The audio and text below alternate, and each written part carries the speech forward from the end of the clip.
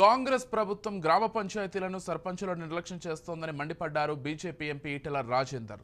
Telangana BJP రాష్ట్ర కార్యాలయంలో జరిగిన పండిత్ దీన్ దయాళ్ ఉపాధ్యాయ జయంతి వేడుకల్లో ఈటెల రాజేందర్ పాల్గొన్నారు.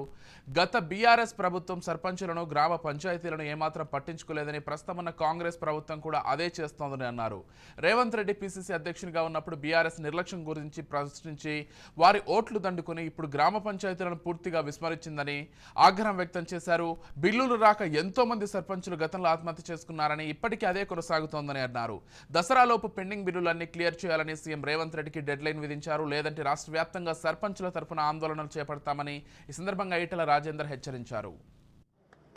ఎద్దేడిచిన వ్యవసాయం రైతు ఏడిచిన రాజ్యం బాగుపడదు.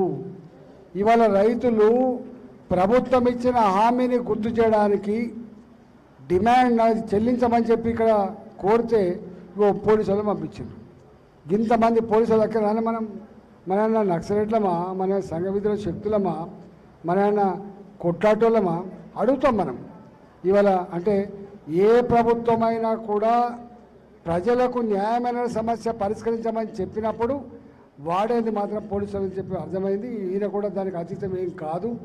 కాబట్టి ఇవాళ రైతులకి 2 లక్షల రూపాయల రుణమాఫీ గడికేసర్ సొసైటీలో కావచ్చు, మొత్తం కావచ్చు, వెంటనే చెల్లించాలని చెప్పి నేను వాళ్ళ పక్షాన డిమాండ్ చేస్తున్నా ముఖ్యమంత్రి గారికి.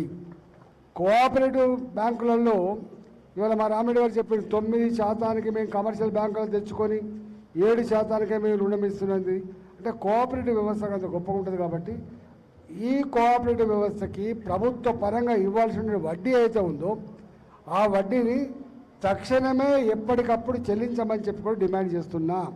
రైతుతో గోక్కునే ప్రయత్నం చేయకండి, రైతులను ఇబ్బంది పెట్టే ప్రయత్నం చేయకండి.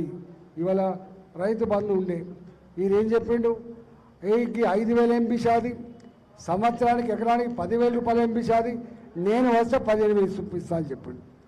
కౌలు రైతాంగం కూడా ఇస్తా అని చెప్పిండు. ఏ భూములైతే కలిగి ఉన్న యజమాని వ్యవసాయం చేయకపోతే కౌలు తీసుకున్న రైతులు కూడా ఇస్తా అని చెప్పిండు. మీకు తెలుసు. చివరికి రైతు దగ్గర కూలీ చేసే రైతు కూలీలకు కూడా నెలకు 1,000 రూపాయలు చొప్పున సంవత్సరానికి 12,000 రూపాయలు ఇస్తా అని చెప్పిండు. మనం చెప్పలే, ఆయన చెప్పిండు.